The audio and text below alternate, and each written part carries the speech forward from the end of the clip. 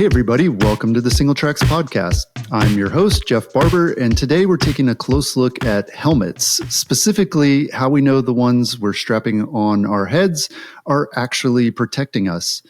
While most helmets on the market meet baseline safety certifications, by now most riders know that not all helmets perform equally when it comes to reducing the chance of concussion and serious head injuries.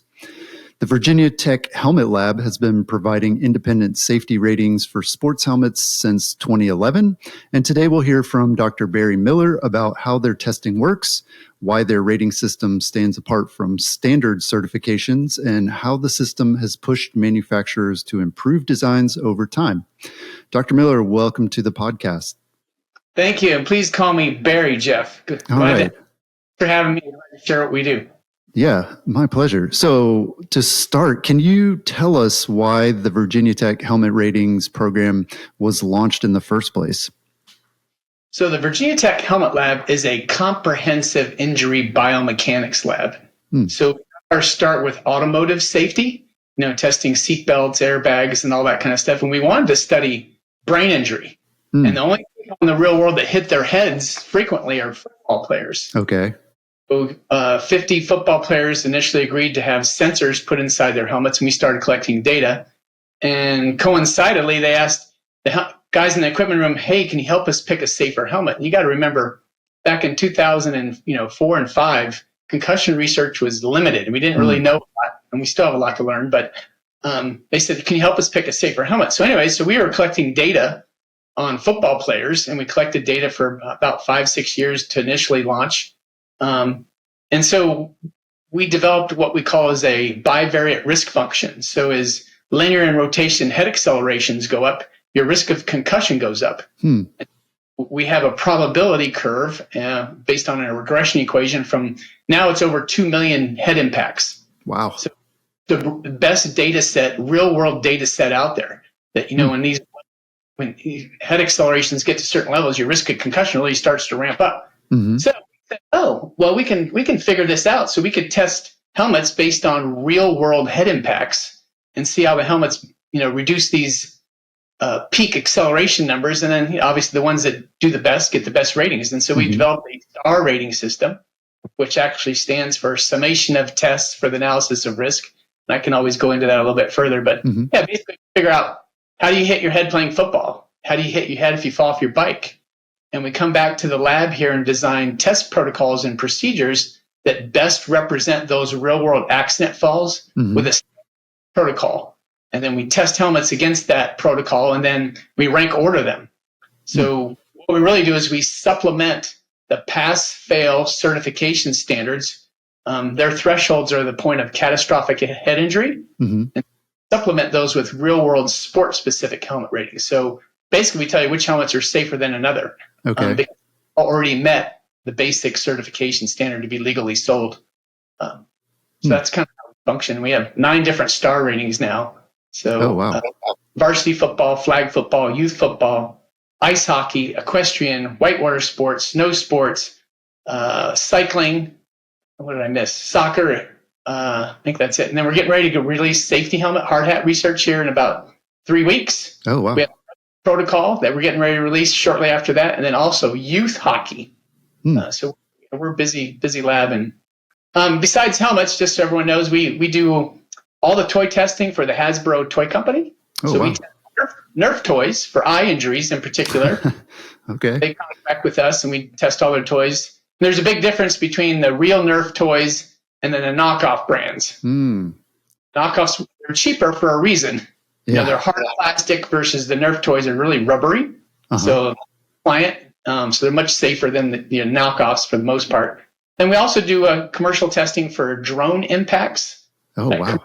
Drones and the drones that do the light shows. Yeah. Work with our Mid-Atlantic Aviation Partnership that works directly with the FAA on figuring out rules and guidelines for these things. They're used all the time. And are they allowed to go to the public? What are the rules? How fast can they go? What are they made out of? What's the mass, blade length, speed, all these kinds of things, frangible materials, geometry. So we help them, figure out, all right, it tested well, it didn't test well. What are the rules going to be? So we're in, doing a lot of research in that area currently as well. Wow. Yeah. I guess, I mean, is there a safe drone? There's a drone that, like, if that one hits you, it's not going to hurt too bad. Is that what you're trying to figure out? Well, yeah, basically, and what they're made out of is the big thing. You don't want them frangible. You don't want them to fall apart, kind of like a big helmet, right? You want it to break apart and absorb energy.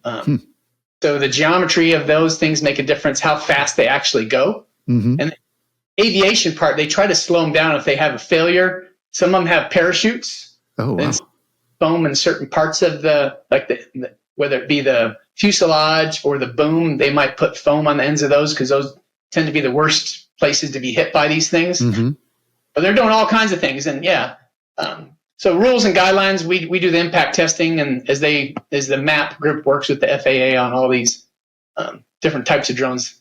Been to a light show? The drone light show? Yeah. Those are cool. But usually those are not over the public. They look like they're over the public, but they're at a distance. Most of those are not compliant for flying over people. It's fascinating. I mean, 25,000 of these things in the air at the same time, and I don't know how many, but yeah, it's really cool to watch, and they do it with music. Right. So fun stuff. But, cool. Well, so you mentioned that, like, kind of the start of the helmet lab was getting this real world data from 50 football players. So do you have that data for, like, mountain bikers? Like, have people worn helmets with all these sensors and you've been able to collect data for, like, real world crashes? Yeah, the way we did the bike helmet ratings is we did damage replication studies. Helmets from bikers that have gotten accidents, and then we have accident reports, like did they get a concussion or what was the injury. We take that helmet and we also buy a brand new helmet of the same exact model. We do CT scans. That's a profile of the damage that was done. Some fancy software, we recreate that test or that impact on one of our test rigs here in the lab and validate that. And that's kind of how we developed our test protocol for bike helmets. I see. It's not practical to put sensors in some biker's helmet because he may never fall. Right. It'd be a while. And is it working? It's really difficult. So those single impact helmets, snow sport, cycling, equestrian, whitewater, are really hard to collect data. Football players are easy because they let us put sensors in the helmet. And they probably hit their heads a lot more. Yeah, and the nice thing about those sports, football players, every practice is recorded. They tape it for watching it and review and skill improvement, etc. Other sports, it's hard to come by. Like what really happened in that head impact. You get the accident report, but it's sketchy. Video tells the story. No one. I got in an accident. I hit my head. Did you hit your head first? Yeah. Well, then in actuality, no, you actually hit your shoulder first, and so you absorbed a lot of energy before your head actually hit the ground. And so, but that's how we did the bike helmet. So that's, I think there was 100, if I recall. And for your viewers, if you go to technical documents, the methodology papers are all under there. If you go to our publications page, you'll see all the star rating research papers. Now, these are reviewed to make sure what we're doing is accepted in high quality research, which it is. So that's all open on our webpage. So you can go research. Yeah, that's great. Well, for our listeners, what's your role and how long have you been involved in the lab? My role, I'm the Director of Outreach and Business Development for the Virginia Tech Helmet Lab. So I also help with, obviously research. My office is actually in the testing facility. I sit right next to our Director of Testing, Mark Begonia. And so, collectively, I help with the research, but really, I'm more of the outreach and business development guy. So I our license agreements and some of that stuff, work with lots of companies, talk to people like you. Yeah. So, it's a really fun job. I've been here for about a little over 7 years. Okay, cool. So you kind of touched on this, but I think people would like to understand how these ratings that your lab comes up with, how they're different from certification standards like those from the Consumer Product Safety Commission. Those CPSC ratings, all bike helmets sold in the US are going to have that rating, right? But how is your testing go sort of above and beyond that? So the certifications use a pass-fail testing methodology. Okay. Use linear acceleration. and the passing threshold is, I think for bike helmets, 275 Gs of linear acceleration. That's the point where skull fractures happen. Wow. Okay. So really important. So it means basically that if I buy a bike helmet that's CPSC certified and I get into an accident, I shouldn't get a skull fracture or die. Okay. And so we supplement that certification standard with real world sport specific.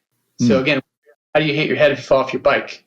And we use both linear and rotation head accelerations. It's a bivariate risk function to evaluate helmet performance. Now, obviously, helmets that best reduce these get better ratings. Okay. Standardized test protocol, and we've become world renowned. I mean, just using rotation head accelerations is just one key aspect because the certifications don't do that yet. Or well, I mean, they're kind of very slow moving, very conservative. But edge, and the nice thing about our ratings, we can modify our test protocols as new data comes out. So if you can include this test protocol or this, we can do that. So we're a little bit more nimble. Cutting edge. Again, we're rank ordering helmets as it relates to performance. Right. From the worst. And so we're extremely useful otherwise there's no way for you to tell which helmet's safer. Right? There's a big difference between the Volkswagen Bug, I'm not knocking the Volkswagen Bug, and a Ford F-150 that both pass some basic safety standards driven on the highway. Right. Well, if you get an accident, there could be huge differences, right? In how those cars absorb energy. Well, same thing, product differentiations everywhere. And it's same goes for, the helmet industry. There's big differences in impact performance among, helmets in various sports and activities. Yeah. That makes a lot of sense. Well, so tell us a bit about how the helmets are tested. What is kind of the setup and how does that actually work? So for bike helmets, we use what we call a bike tower or a drop tower. We use two different energy levels. I think it's 7.4 meters per second. Don't quote me. It's in the methodology paper because every sport's a little different. Okay. So I think it's 4.7 and the high energies, I want to say 7.3. It's about 16 or 17 miles an hour. Okay. And basically the drop tower, a halo holds the head form in a certain position, X, Y, and Z. The probes hold the helmet in place. And then that halo ensures that the helmet stays in place as it impacts an anvil at 45 degrees with sandpaper. Surface friction makes a huge difference in how a helmet will respond. Head responds to a given impact. And high horizontal velocity sports, we do need to conduct oblique, we call these oblique impacts. Fall off your bike, right? Your head's at, we'll just say 6 feet or 7 feet or whatever. And then you have horizontal velocity, maybe you're going at 10 miles an hour. So by the time your head hits the ground, it's going to hit at some sort of angle. Right. And so that's called an oblique impact, and we want to simulate that. And so we figured out that usually it's about 45 degrees. Obviously, it all makes a little bit of difference, but 45 degrees, pretty severe.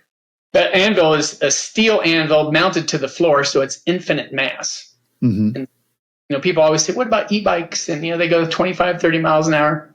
Again, so our high energy impact is about 16, 17 miles an hour. That's directly onto a steel anvil with infinite mass. Okay. So, if you get into a bike accident, what's the first thing you do, Jeff, before you fall? Put your hands out or something. Yeah. Exactly. You're braking, you're bracing, you're trying to sacrifice any body part before your head hits. So 16 miles an hour directly onto your head is a pretty severe impact. And we expect those to be concussion causing, those high energy impacts. Again, so we do 6 locations at 2 energy levels. So that's 12 test conditions. So those are pretty severe. There's 6 at high speed, 6 at low speed. And so, typically the helmets that really do the best do extremely well on the lower energy impacts. All helmets have to pass the safety certifications, which is high energy, right? Right. And so all helmets pass that. But the ones that really do well in our test protocol are the ones that really enhance performance with the lower energy levels. Those helmets tend to be a little bit thicker, more compliant padding, whether it be EPS or wave cell, whatever it is. There's lots of different materials out there. So the good news for all you bikers out there, the helmets have gotten way better. Yeah.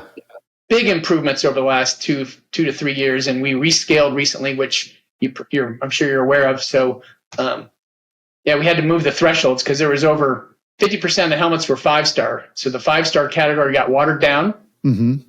And so we rescaled to make the 5-star really show that it's best in class. Right. And so yeah. The memo under our technical documents, you guys can all read, kind of explains basically what I just said, is that the helmet industry has responded. Helmets have all gotten a lot better. And so it was time to, just like the car industry, every 5 or 10 years, they say, all right, here's a new safety standard. Now you got, airbags everywhere, sensors, just the standard. Same thing with bike helmet. Well, the new thresholds have gotten so much better, so it's time to rescale. And so, half the helmets should not be 5-star, right? Right.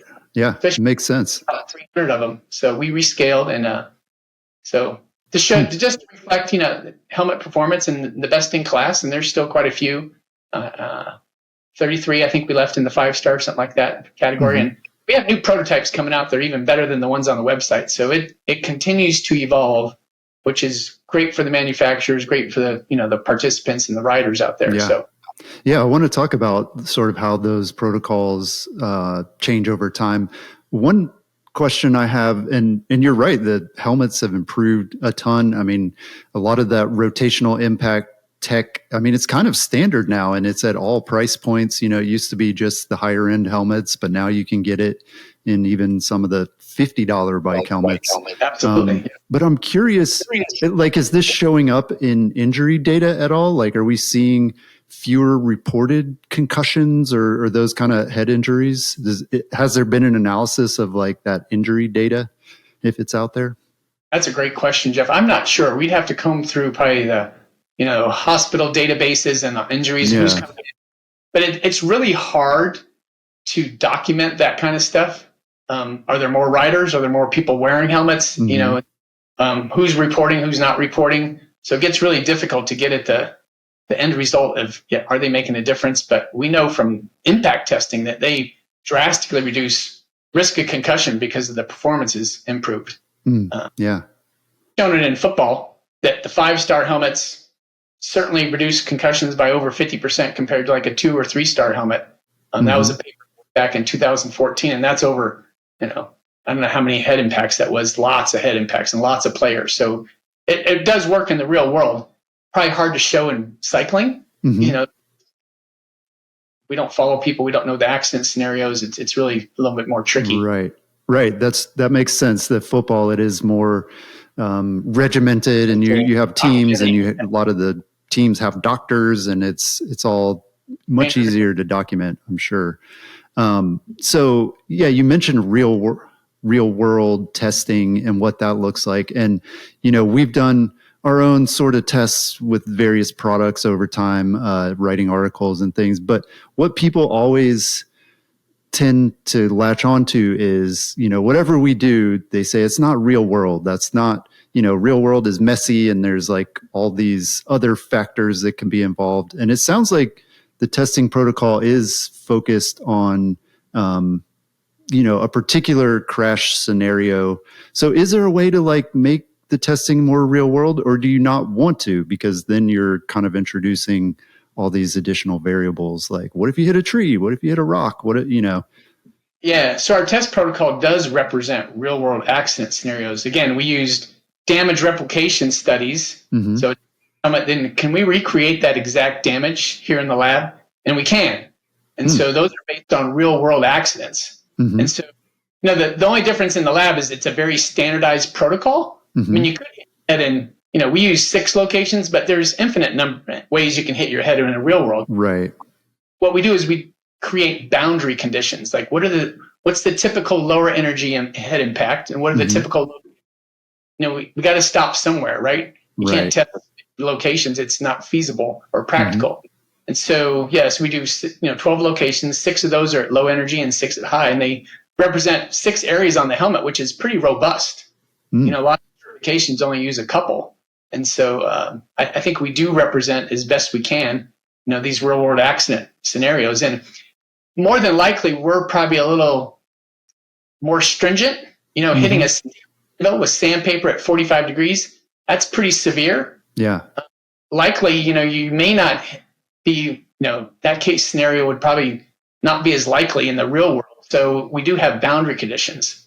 So okay.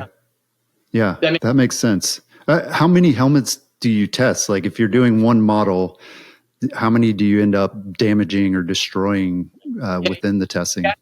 Samples, we use at least 4 of them because we have the helmet around. We can't hit the same location twice. Right. Because these single impact helmets, they're designed to crack, crush, crumble, and break on impact. And so to move the locations, and we can't get too close to that because it'll have an effect on subsequent test locations. So 4 samples, and we kind of have a method that how we rotate them at least, 10 centimeters apart for bike helmets to make sure that we don't have an influence from the previous impact. And we did some studies to verify that. 5 to 6 samples for the most part, because sometimes we have to do verification tests and things like that. So it gets kind of expensive, right? Asking for 5 or 6 samples for a given helmet model, and it takes us about 6 hours to test a single bike helmet model. So it's time consuming and tedious for sure. Yeah. Who's doing the testing? Is it, you're at a university, so are there like students involved or is it staff?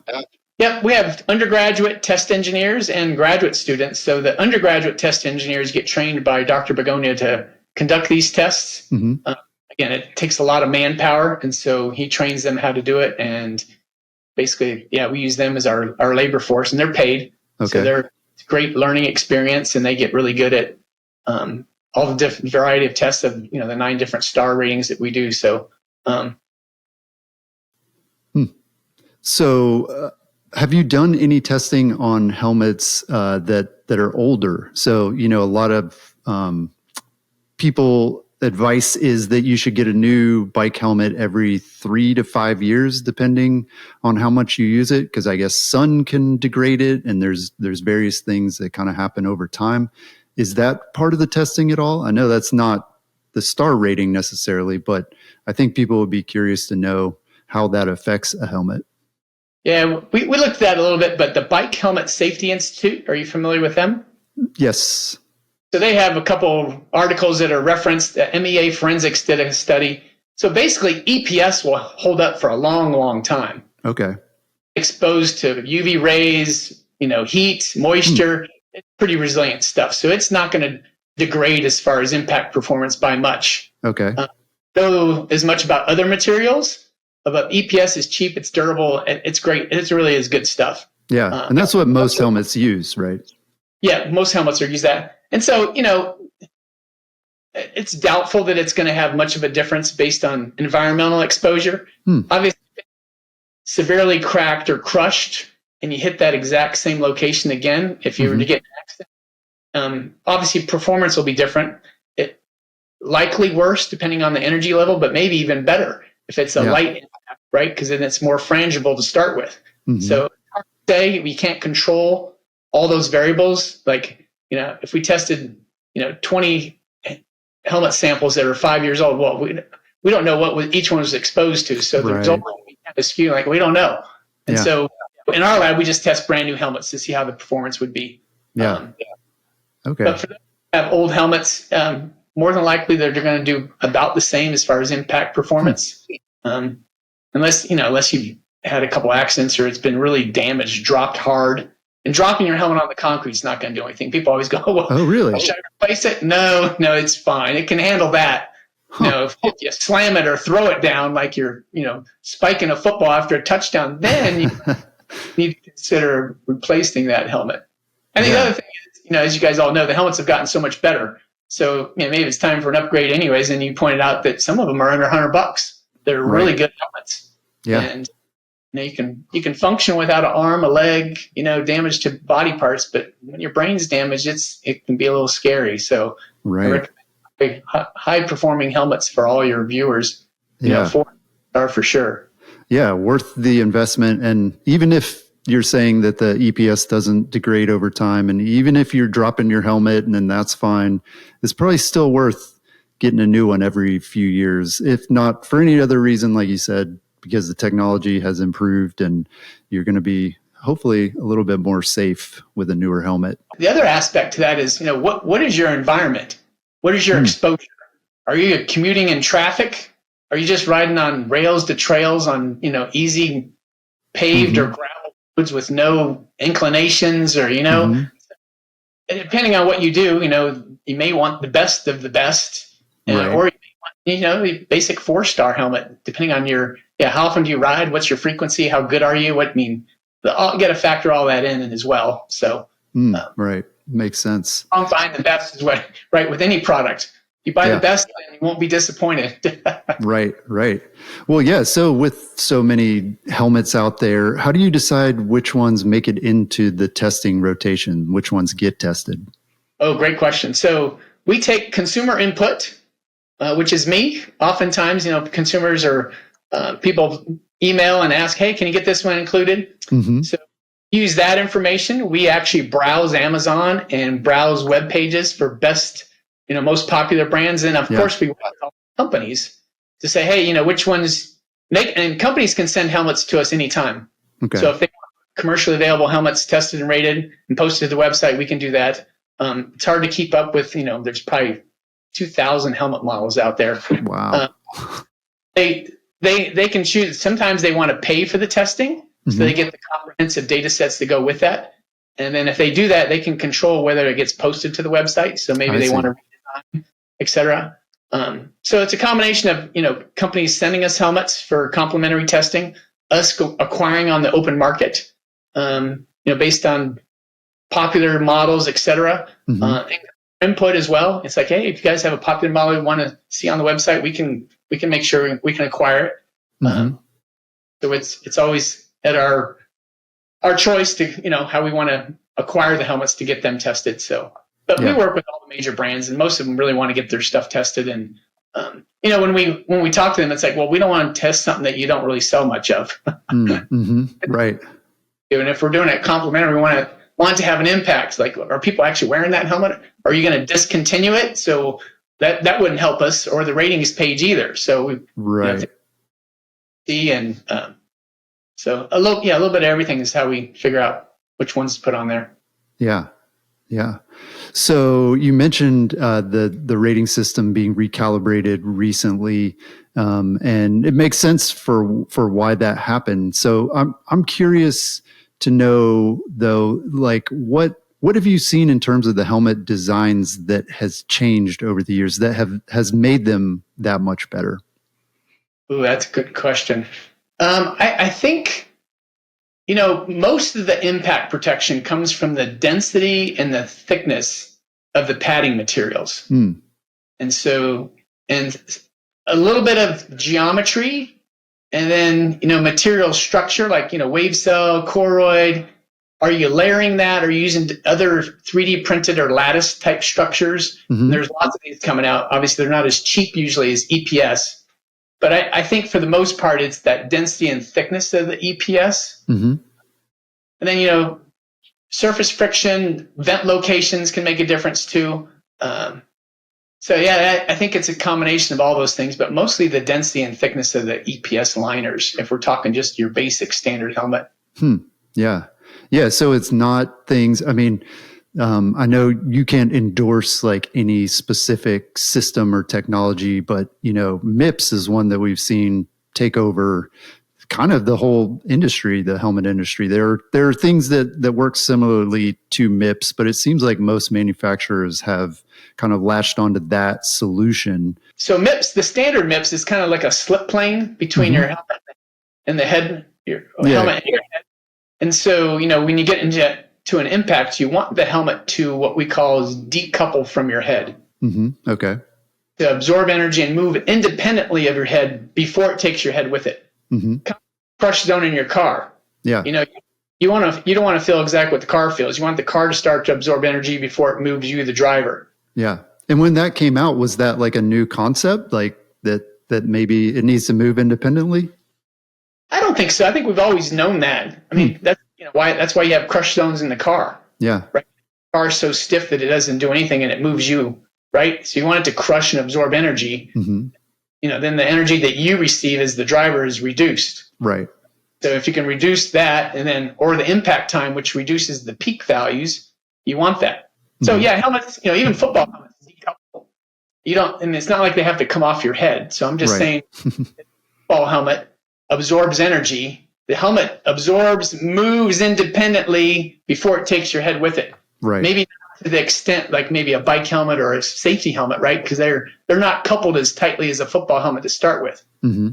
A football helmet has really thick padding materials. I mean, it's robust. Right. You really got to push your head into those, especially even mountain bike full face helmets. Some of them, it can be tight. And so MIPS adds a slip plane, at least their standard version, and that helps decouple perhaps in certain impact scenarios. Your hair, scalp, or a natural slip plane. And so those help the decoupling process as well. MIPS is, I wouldn't say it's the end all be all, but it may be helpful in certain impact scenarios. And like wave cell, correlate, and what else is out there? There's a couple other 720 protections with their Hexago technology. Those geometries, those lattice honeycomb structures, geometries, they call those rotational technology companies as well, or materials. Yeah.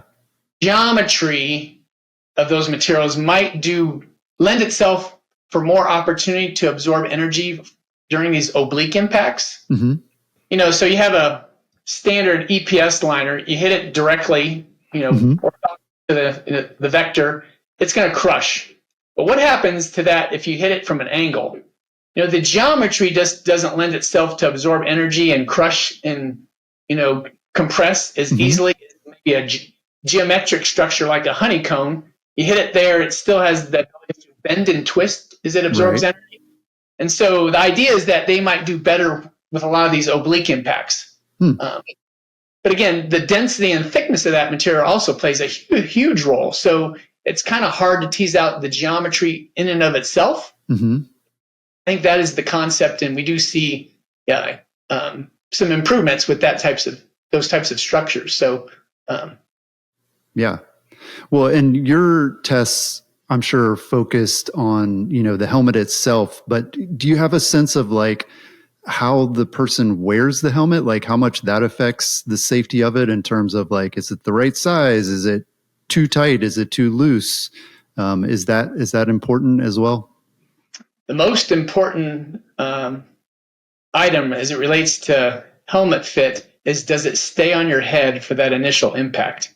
Again, the decoupling component. So, you don't want it so tight that it's not uncomfortable, but so loose that it moves too freely. But, you want the helmet to move a little bit on impact.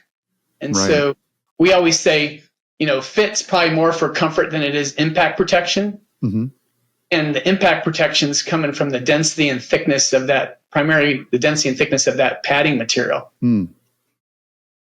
So fit's probably not as critical as people might think, as long as the helmet stays in its general location for that initial impact. Okay. Yeah, that's great.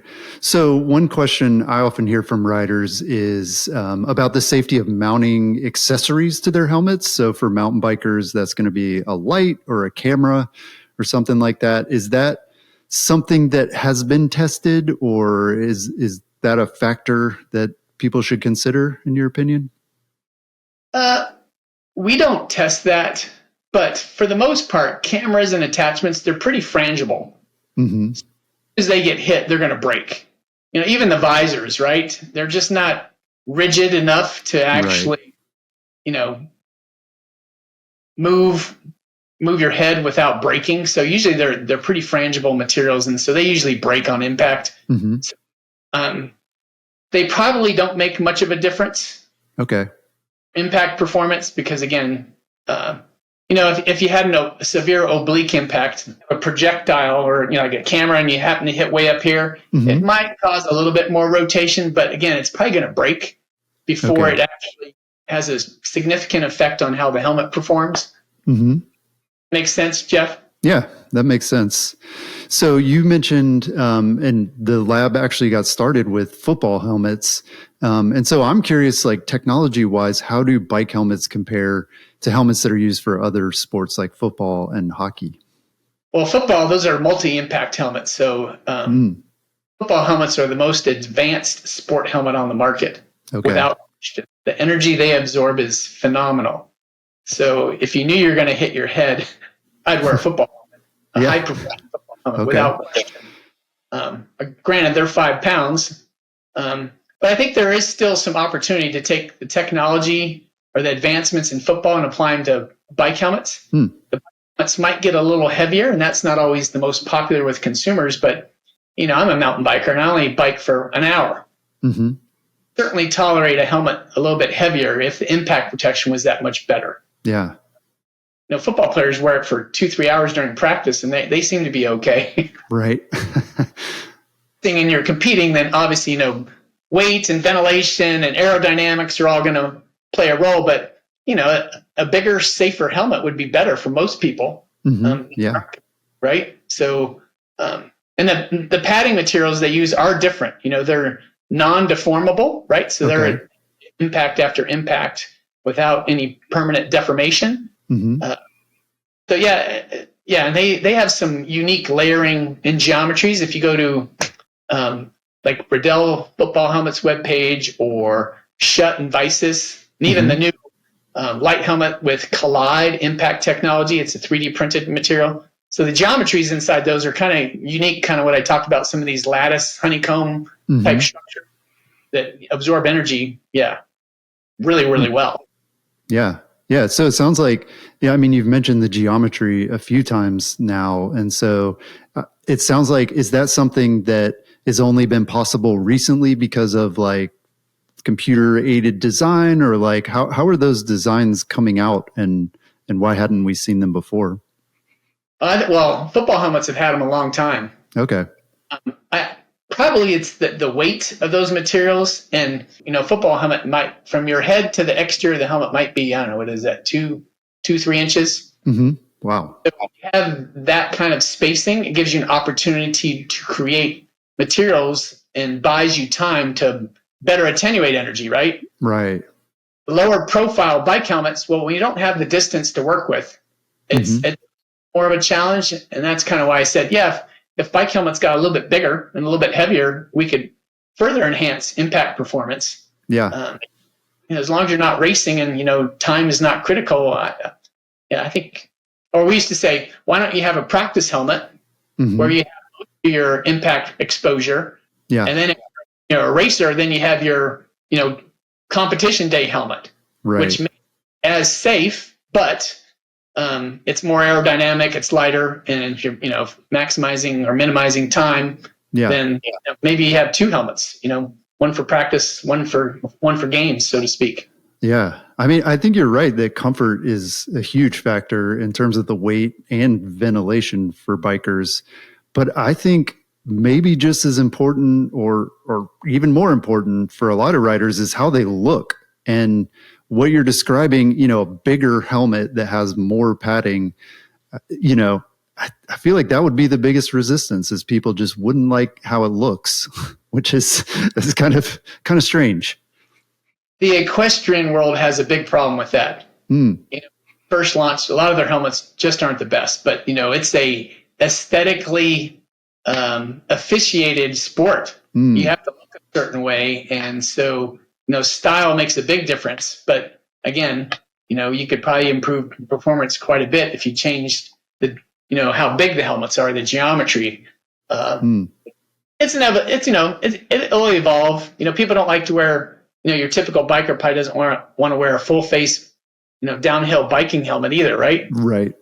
Probably be safer in the big scheme of things for all kinds of injury scenarios, but your risk, am I really going to fall? Depending on the type of riding you do, et cetera. Yeah. So, and how long you ride, the duration of your outing, all play a factor. So, yeah, for sure. So what's next, in your opinion, for bike helmets and bike helmet safety technology? Do you think, have we reached a point where we've gotten most of the gains, or are there more things that can be done to make them much safer? We have a couple new prototypes that are going to hit the webpage in the next month or two, and then another one in about 5 or 6 months that are fantastic. Huh. Okay. The star scores are extremely impressive. Even we went, wow. Huh. I don't think they're done yet. Maybe layering some of these materials, different technologies to optimize impact performance, that might be a possibility. It's easy for us just to test and rate. I don't know what the best formula for all these different materials, and they can tune them as well. Whether it's correlate or wave cell, they can tune those. They can make them longer, shorter, more dense, less dense, more rubbery. Change the geometry, and they can make them a little bit wider or narrower depending on what they're trying to do. So there's lots of opportunity. But we always say it's a challenge to optimize a helmet when you don't know the exact energy impact you're going to be exposed to, right? Right. So if it was always high energy, you'd know what you could do. Or if it was always a low energy impact, you could certainly design around that. But when you might be exposed to both a low and high energy, and everywhere in between, it does become a challenge to optimize that helmet for any given impact scenario, right? Yeah. Well, the Virginia Tech helmet ratings have become an important resource for riders, and it's great to know there are researchers pushing the industry to keep improving. Barry, thanks for sharing your insights today and helping us better understand what's going on behind the sticker on our helmets. Yeah, you're welcome. And you can reach out anytime. Happy to share what we do. And again, kudos to the helmet industry for improving the helmets and riders' safety more safe. So it's an exciting time, and we'll see where it goes from here. Awesome. Well, we'll have a link in the show notes to the Virginia Tech Helmet Lab website where you can find helmet ratings and get even more info about how those ratings work. And if you enjoyed this episode, be sure to subscribe to the Single Tracks podcast so you never miss future conversations like this. You can find more interviews, gear reviews, and trail recommendations at our website, singletracks.com. Thanks again for listening. We'll catch you on the next time. Peace.